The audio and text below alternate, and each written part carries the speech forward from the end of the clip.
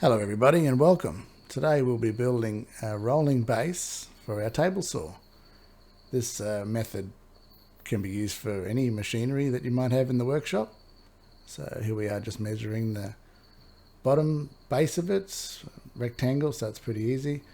We're going to use 50 millimeters by 50 millimeters angle, hot rolled, 2 inch by 2 inch, and we've chosen to use 5 mil thick for this one.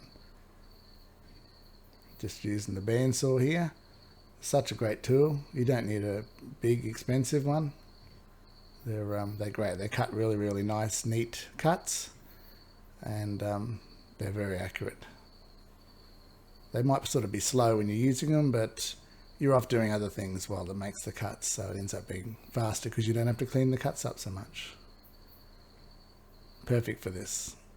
So we've got our base cut now. We're just sort of setting it out. So the next thing we need to do is square it up. So we get it pretty close. As I said, the cuts are pretty good, so it's pretty close. So we just run the diagonal check, and it actually got it right first time. So nothing needs adjusting. It's nice and square. Pretty happy with that. So we just do some little bit of tacking here. Come on, doesn't need to be perfect. Just get that tack on there. There he goes, he's got it. Now we go around and tack all the corners just in one spot, just so it doesn't move too much. And then we can proceed in welding it up. So what I've decided to do is just weld the outside corners first. I'm going to grind them a bit to make them look a bit smoother. And I'm going to actually just do welds on the inside, so I don't have any grind that I need to do on the bottom of the platform there for when the casters go on. So it's plenty strong enough. So a little touch up there with the grinder, just so it looks a bit neater.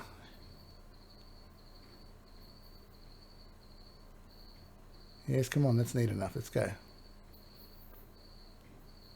Alright, here we go. So he's doing a little bit of a set out on the casters here. We're only going to put 2 bolts in on each. It's not going to be moved very much, and there's so much weight on them, 2 bolts are going to be plenty. So we're pre-drilling with a slightly smaller drill than the final hole we need.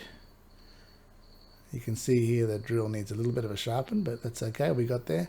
It is 5 mil thick, so you need nice sharp drill bits.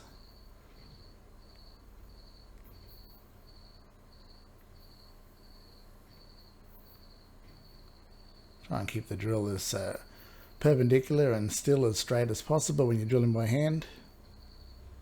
And around we go, get them all done there.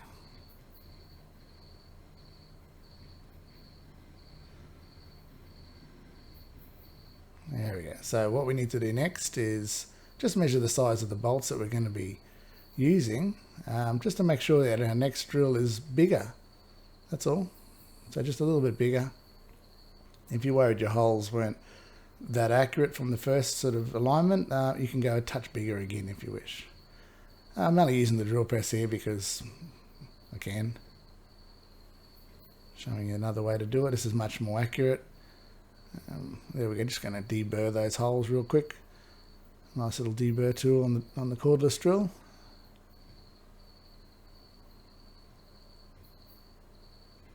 There we go. So we'll just fit a caster on just to make sure we got the holes pretty close, and then we can move on.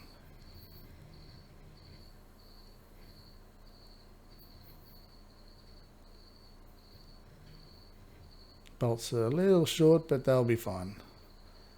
So next step we're going to do is clean it up a little bit and get some undercoat. So I'm using mineral turpentine, or terps as we call it, to get all the gunk and stuff off straight from the mill, steel mill, from everything that I've put on as well with the welding splatter and welding dust and everything else. So we give it a good old clean.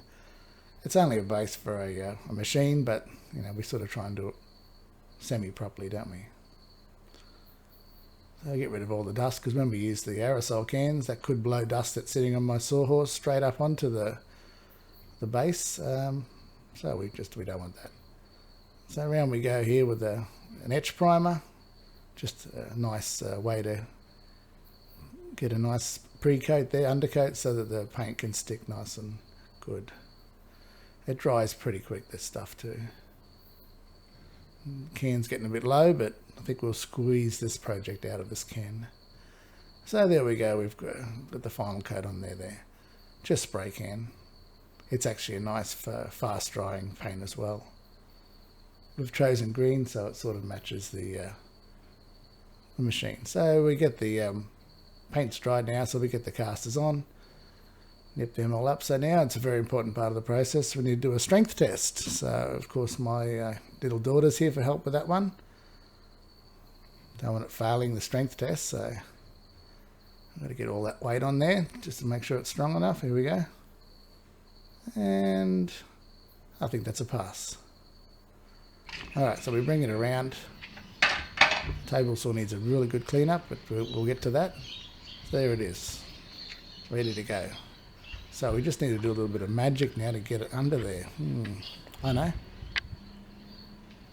Yes, it worked. Nice.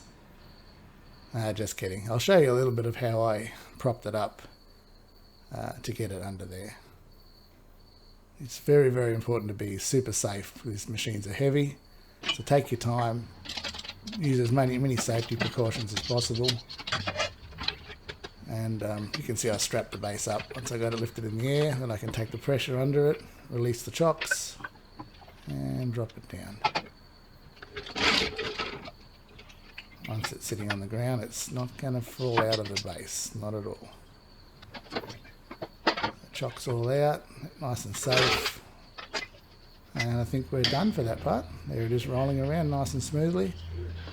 Oh, well, the legs are a bit short. Okay, so we'll have to get to that.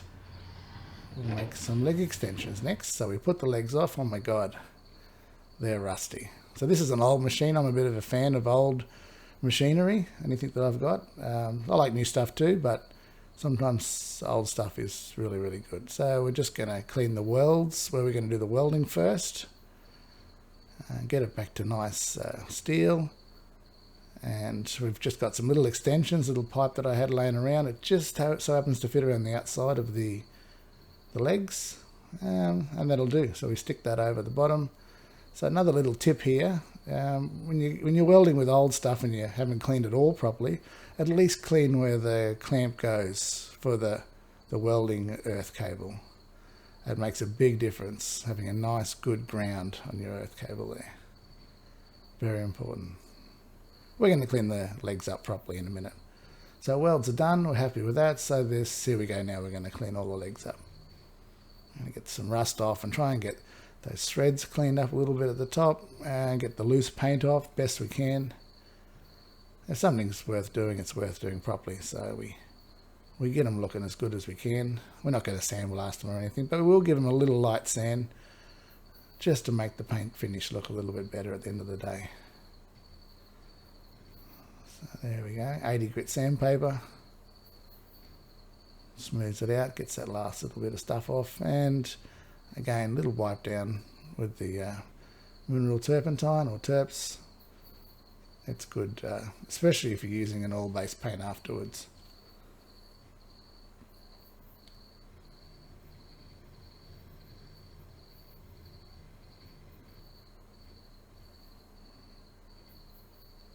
Always so much stuff comes off.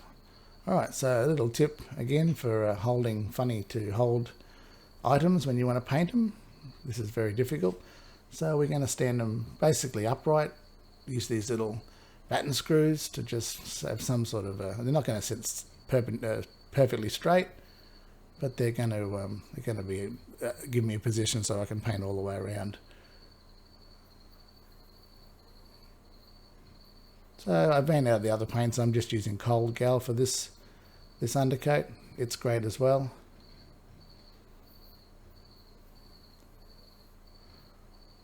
Again, spray can's fine. You don't need to set up the air compressor or anything like that for this little project. So again, we'll stick some green on there. There's my little assistant Zip by there. She's very busy today. And there we go. So going to get the the new posts put in, and you can see my table saw is in desperate need of some attention, which it will get at the end of this video. So if you want to stick around for a little longer, we're going to give it a clean up. So where I am based, it's in the tropics in North Queensland in Australia. Humidity is as bad as you can get, so it's a very, very hard challenge to keep any of my tools, big and large, small as well, rust free. Rust is just one of the things we learn to live with and deal with the best we can, so this girl's getting a little clean up. That product that you saw there in front of the camera before is called Silver Glide. I think it is Silver Glide. It's a very good way to put a little coating on top of your metal surfaces, whether it be machines, planes and stuff like that, to give it basically a sort of a protection layer. It's slippery too, so when you're running timber across the top, it slides well. Alternatively, you could lace your machine in oil or lanolin or something, and then every time you want to use it, you've got to wipe it all off, which is a bit annoying. Whereas this stuff, as you see a little bit later, I sort of buff it a little bit. It forms a nice, smooth film.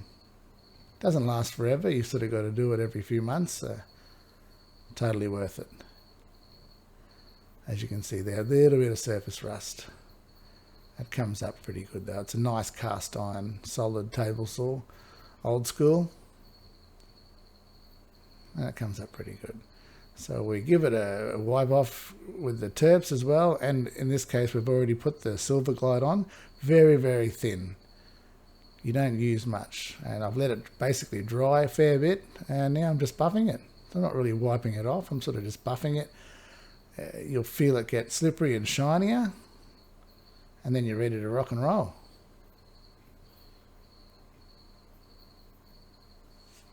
So we gave the little insert a bit of a clean up and re-leveled it back up, so I think we're good.